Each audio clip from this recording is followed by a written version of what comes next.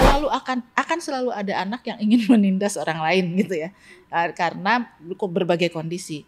Kadang-kadang dia sekedar challenging mencari perhatian guru, kadang-kadang dia juga cek ombak lah ya, kira-kira nih teman ini enak nggak ya dikerjain gitu kan kira-kira. Nah itu yang perlu diantisipasi. Sudut Dengar Parlemen. Halo, apa kabar? Kembali lagi di Sudut Dengar Parlemen. Udah lama ya nggak ketemu lagi. Sudah ada materi baru yang harus diobrolin. Kira-kira kita mau ngobrolin apa? Kita mau ngobrolin soal pendidikan di Indonesia. Gimana ya pendidikan buat putra-putri kita, buat adik atau kakak kita. Ini udah oke, udah tepat, udah sesuai belum? Gimana dengan kurikulum Merdeka yang kemarin sempat dicanangkan oleh Menteri Pendidikan, Mas Menteri. Keaktifannya sudah mulai belum? Kemudian kita juga akan membahas soal bullying yang semakin kesini semakin memprihatinkan ya.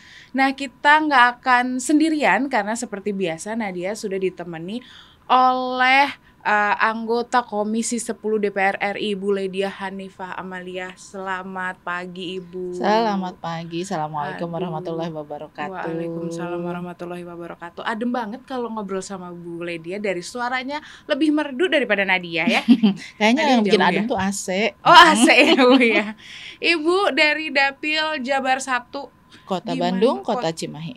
Kota Bandung, Kota Cimahi, apa kabar? Dapil katanya sedang darurat sampah. Iya nih benar. Jadi memang kalau kita bicara soal sampah, harus kita lihat bahwa banyak faktor yang terbesarnya adalah perilaku. Jadi ketika perilaku kita masih belum bisa memilah sampah, belum bisa mengolah sampah, belum bisa memanfaatkan sampah itu, ya pasti akan terus begitu. Makin lama makin numpuk. Nah ini harus dimulai dari pendidikan awal, dari mulai pendidikan anak usia dini itu sudah harus mulai dibiasakan dan harus konsisten. Karena pembentukan perilaku kan, karakternya bagaimana mereka mencintai lingkungan kayak gitu tuh harus dari awal sih, dari pendidikan usia dini. Jadi memang terus menerus dijaga sampai ketika udah kuliah. Jangan pas lagi TK rapi gitu ya, bawa minum sendiri, buang sampah pada tempatnya, pas giliran udah mahasiswa plung lemparin sampah kemana-mana gitu. Iya. Nah itu kan biasanya kalau kita lihat sendiri Bu, ini kita mumpung lagi ngomongin Ibu menjawab soal pendidikan karakter.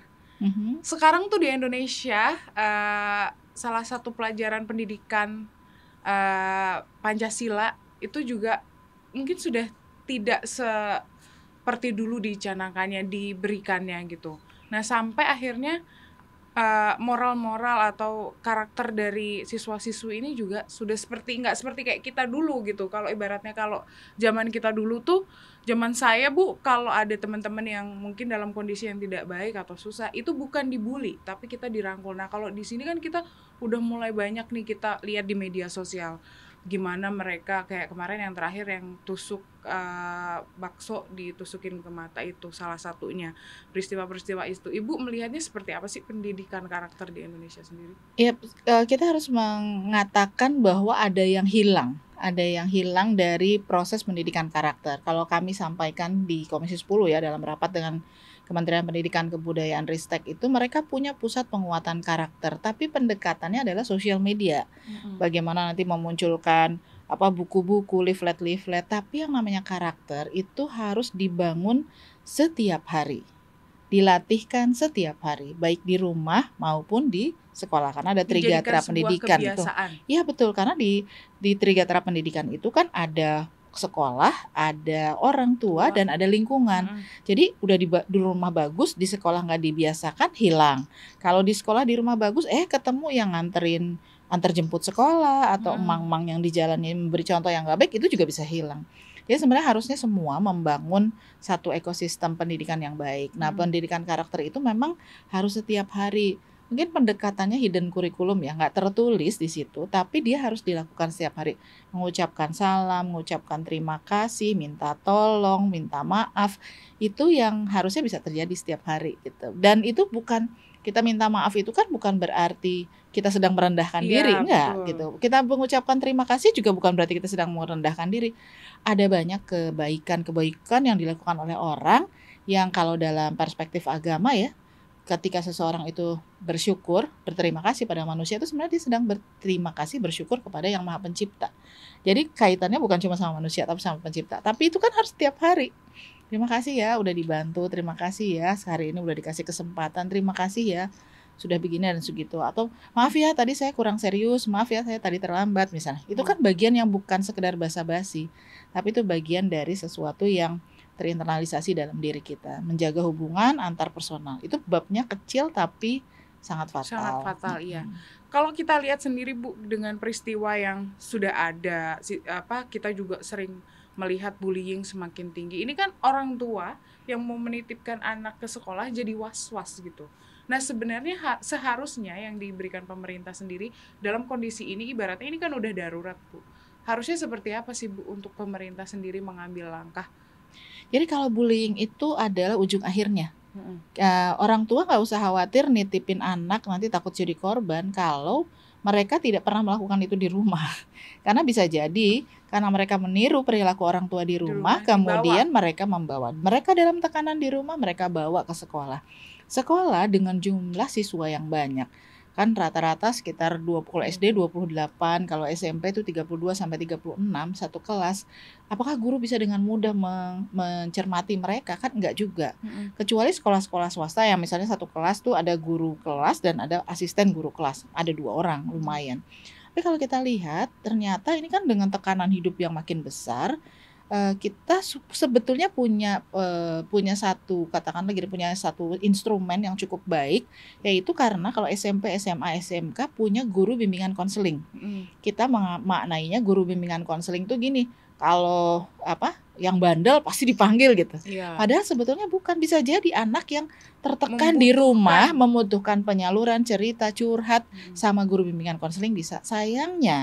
Sayangnya nih SD itu nggak ada guru bimbingan konseling. Semua kalau kata orang Sunda ditembelehkeun, ditumpukkan ke wali kelas. Nah, itu ya cari aja nanti di kamus. Jadi ditumpukkan ke wali kelas. Sementara wali kelas, dia jadi wali kelas, dia jadi guru mata pelajaran, dia juga harus mengawasi anak-anak, dia juga harus jadi guru bimbingan konseling, nggak mungkin. Jadi bebannya terlalu besar. Kemarin di dalam rapat beberapa kali saya sampaikan pada Kementerian Pendidikan Kebudayaan harus ada guru bimbingan konseling buat anak SD. Kenapa? Trennya saat ini kan rata-rata yang anaknya SD adalah keluarga Mahmud ya, mamah muda maksudnya. Jadi kan para mamah muda ini kayak sedang gitu lah. Kalau saya mamah pernah muda gitu ya. Jadi kalau mereka sedang mencari bentuk ya, membangun keluarga, terus sudah punya anak. Makin lama anaknya makin besar, tantangan makin besar, kebutuhan mendesak. Kalau mereka tidak bisa menyelesaikan, itu kadang-kadang juga nanti berimplikasi kepada anak. Jadi ada yang kalau anak sekarang bilang toxic family gitu ya. Itu kan harus diselesaikan. Bisa jadi orang tua tidak menyadari, tapi ke sekolah melihat bahwa ada persoalan yang harus diselesaikan, harus diatasi, maka kemudian harus ada guru yang secara khusus melihat. Nah, ini jadi bagian yang mestinya difikirkan oleh pemerintah. Kita mau mental health bagus, kita punya undang-undang kesehatan jiwa. Itu sudah menjelaskan dari awal antisipasinya harus dilakukan. Sedari dini lah, nggak akan tiba-tiba ujuk-ujuk, harus dari mulai awal. Nanti mereka akan, begitu mereka merasakan bagaimana bisa mengemukakan pendapat, mentalnya sehat lah ya, mereka melihat ada orang lain yang berbeda tuh bisa jadi kondisi ekonominya, bisa jadi kondisi sosialnya, bisa jadi kepintarannya, itu tidak akan ada rasa iri, tidak akan juga kemudian merendahkan, karena mereka sudah terbina dengan baik. Dan iklim di sekolahnya juga harus disiapkan gitu. Jadi akan selalu ada anak yang ingin menindas orang lain gitu ya. Karena berbagai kondisi. Kadang-kadang dia sekedar challenging mencari perhatian guru, kadang-kadang dia juga cek ombak lah ya, kira-kira nih teman ini enak nggak ya dikerjain gitu kan kira-kira. Nah itu yang perlu diantisipasi. Kalau kita bercanda bukan yang nggak boleh, boleh, tetapi kan ada batasan gitu, supaya kita bisa mengontrol diri gitu. Oke, kita ngobrolin soal bullying di sekolah dan pendidikan karakter ini memang seru ya, karena memang kondisi sekarang itu mungkin sedikit tenggang rasa, toleransi itu udah mulai tergerus. Nah, kita akan mempelajari dan membahasnya lebih dalam lagi. Jadi jangan kemana-mana, tetap di Sudut Dengar Parlemen.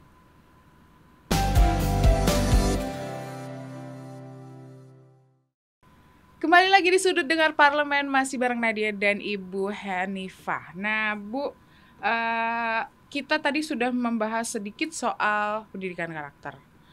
Sudah banyak sih sebenarnya kalau mencakup semuanya, bahkan sampai ke sekolah.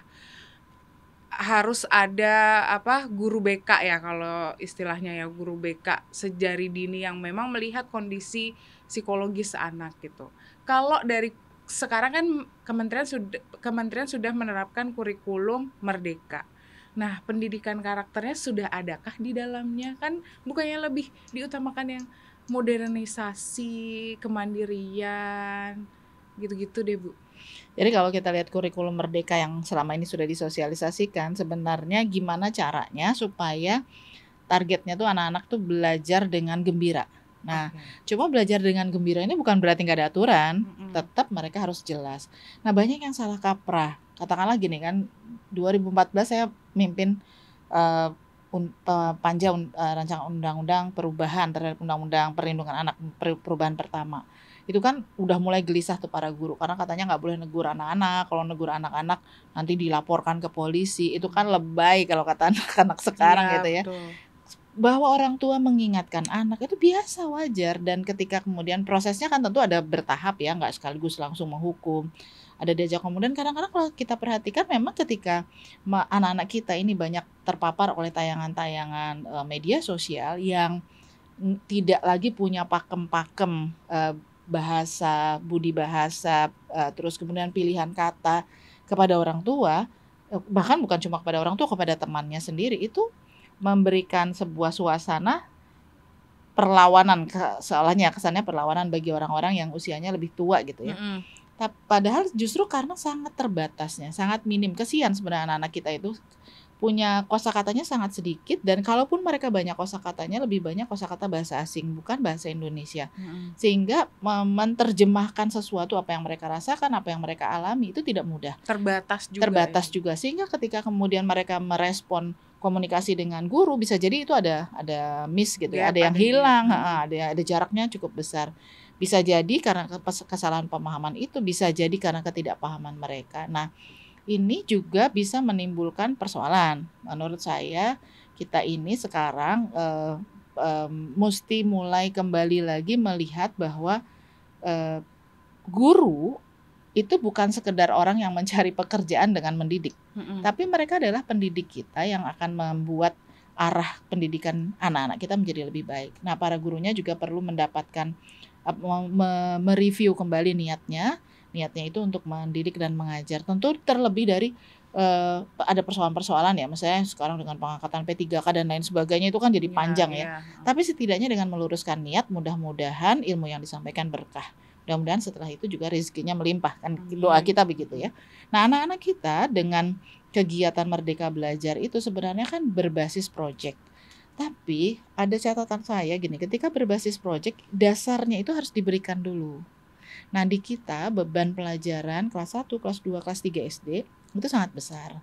Mestinya mereka sudah mulai dikenalkan dengan hal-hal yang mendasar saja. Bahasa, kemampuan berbahasa, terus soal bagaimana mengemukakan perasaan, mengemukakan pikiran, itu kan terstruktur ya pengetahuan berbahasanya. Kemudian numerik, kalau sekarang bahasanya gini, literasi bahasa dan literasi numerasi. Itu bertahap sampai di situ saja, sehingga kemudian tidak terlalu banyak yang harus digarap. Meningkatkan kemampuan by project tadi. Bagaimana misalnya mereka menceritakan apa yang ada di halaman rumahnya, apa yang ada di rumahnya, perasaan mereka hari ini apa. Ketika seorang anak tidak mampu mengenali perasaannya, dia akan sangat sulit disuruh empati dengan perasaan temannya. Jadi potensial bullyingnya akan jadi lebih besar. Makanya dia perlu mengenali dirinya dulu, perasaan dia sebenarnya. Dia tuh lagi marah. Pagi ini saya marah. Kenapa? Karena ternyata mama yang mau nganter saya terlambat, ketiduran habis sholat subuh misalnya. Kan dia mengenali perasaannya. Terus apa yang kamu lakukan? Bagaimana? Ya aku bangunin, aku siap-siap. Nah, kalau udah gitu apa yang udah, kan itu tahapan ya, tahapan. Nah, yang seperti ini diperlukan mengenali perasaan dia, bahwa dia marah, bahwa dia sedih, bahwa dia gembira, bahwa dia bersyukur. Itu bagian-bagian yang memang harusnya terus dilatih. Biasanya itu cuma ada di PAUD. tapi udah masuk ke SD, SMP, SMA. Dianggap sudah selesai. selesai. Padahal yang seperti itu makin besar, itu perasaan itu kan makin complicated ya, Iya. makin rumit. Nah, itu makin harus dikenalkan.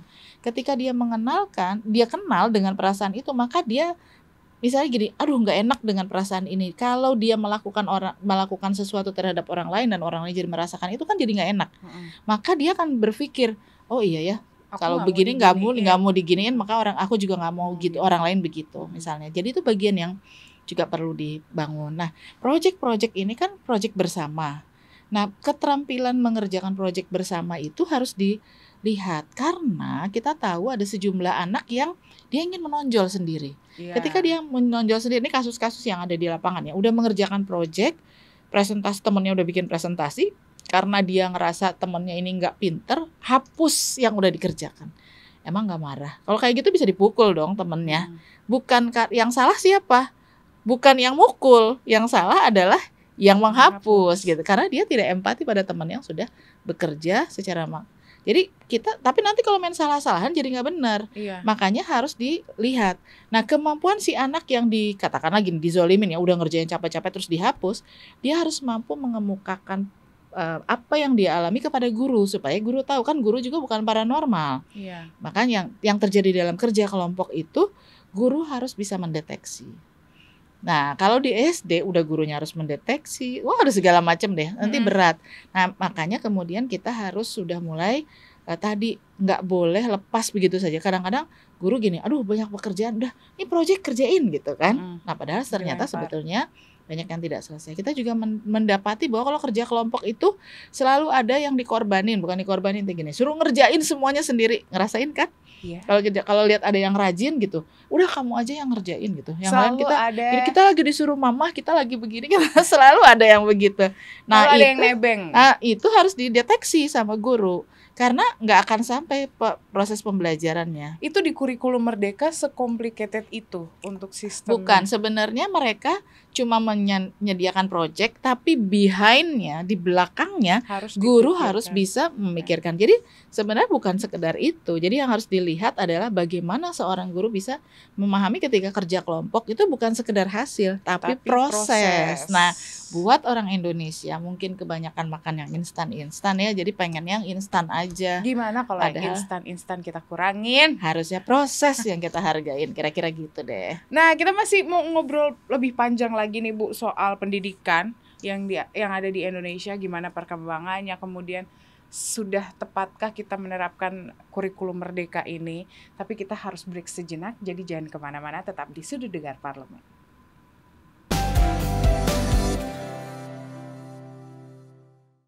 Kembali lagi di Sudut Dengar Parlemen. Udah segmen terakhir, padahal obrolan soal pendidikan ini masih sangat-sangat dibutuhkan, ya kan? Kita mau ngebahas lagi nih soal tadi Merdeka Belajar, di mana guru harus dipersiapkan dengan sangat siap ya, karena anak harus berangkat dengan happy, gurunya juga harus mempersiapkan metode belajar yang menyenangkan. Nah, apakah ini sudah dipersiapkan untuk, ya kan ini metodenya sudah beda cara belajarnya. Nah, yang memberikan pengajaran sudah dipersiapkan belum Bu gitu? Kalau kata anak-anak muda OTW. OTW ya, dalam proses, kalau kata Jawa ya. Dalam proses ya sebenarnya sudah mulai, kan ada konsep guru penggerak lah, ada macam-macam. Sebetulnya gini, yang paling utama adalah bagaimana kita bisa merata mengubah paradigma dari yang sebelumnya menjadi paradigma yang lebih membuat ini aktif masyarakat, bukan masyarakat, siswanya aktif. Karena ketika siswa aktif ini kan supportnya harus dari orang tua, dari guru, terus kemudian juga dari lingkungan sekitar ya, itu juga harus siap karena ada banyak hal yang harus dipersiapkan oleh orang tua. Kadang-kadang kan orang tua gini, maunya nitip anak ke sekolah tahu beres aja gitu kan. Ternyata banyak tugasnya. Mama buat besok project harus beli ini, harus beli itu, harus beli ini gitu kan. Itu juga ada ya yang di Merdeka Belajar. Ada dong, ada pasti ada di kurikulum Merdeka itu harus tetap ada karena basisnya project apa yang mau dikerjakan. Kami Komisi 10 pernah misalnya meninjau ke satu daerah ya, SMP mereka mau praktikum tentang menyublim. Jadi udah diuapin gitu ya, dari serehnya itu direbus terus diuapin, terus kemudian diendapkan mau jadi minyak atsiri kira-kira begitu ya. Di mana mengerjakannya di kaleng biskuit.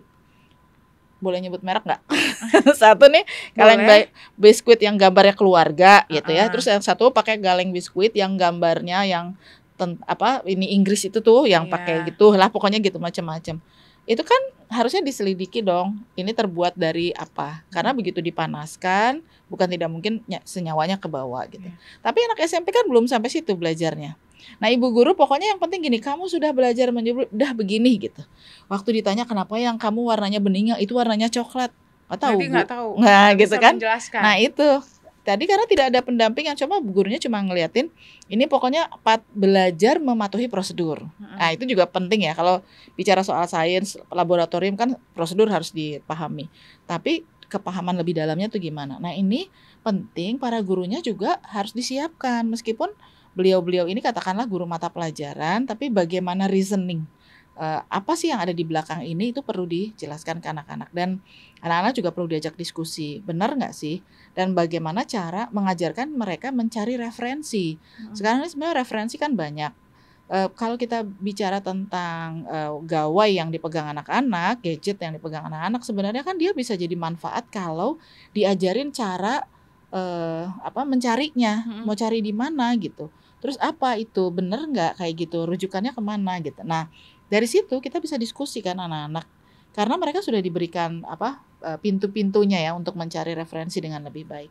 Para guru juga harus ditingkatkan, pertama di sudut pandangnya harus diubah ya, artinya nggak bisa lagi dengan pendekatan low order thinking skill. Pokoknya apalin. Terus gini, A kali B sama dengan C gitu kan. Misalnya teori Pythagoras, A kuadrat tambah B kuadrat sama dengan C kuadrat. Udah begitu aja. Nggak bisa sekedar dihafalin, tapi apa yang ada di belakangnya itu harus sudah mulai dijelasin. Sehingga ini nanti dipakai kemana gitu.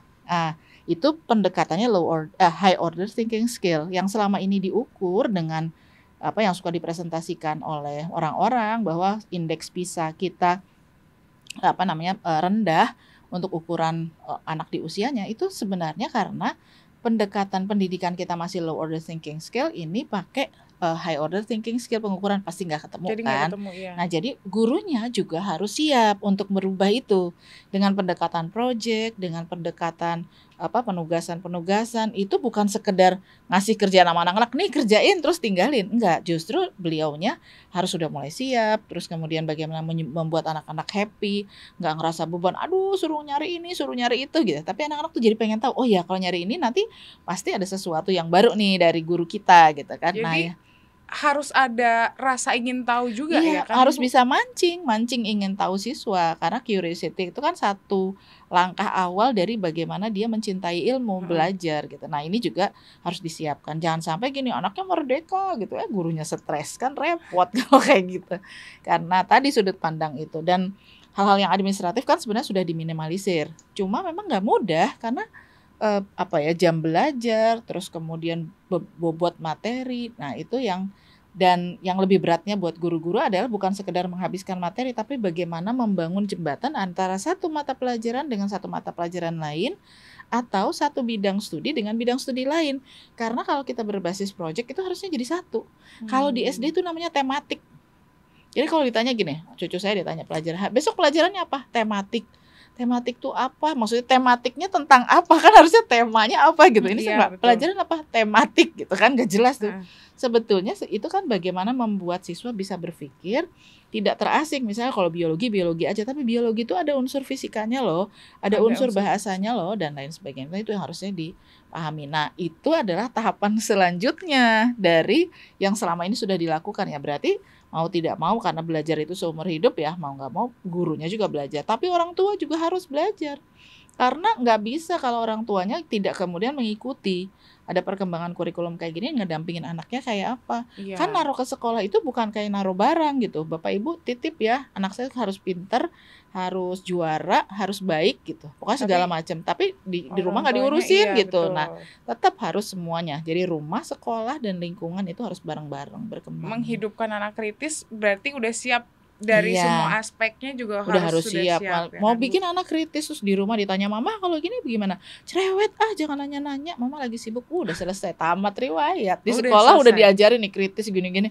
Begitu sampai di rumah bapaknya, papa capek, udah selesai, nggak repot kalau kayak gitu. Nah, kan. berarti kalau dari yang ibu sampaikan dengan banyaknya harusnya Merdeka Belajar ini disupport dari segala aspek.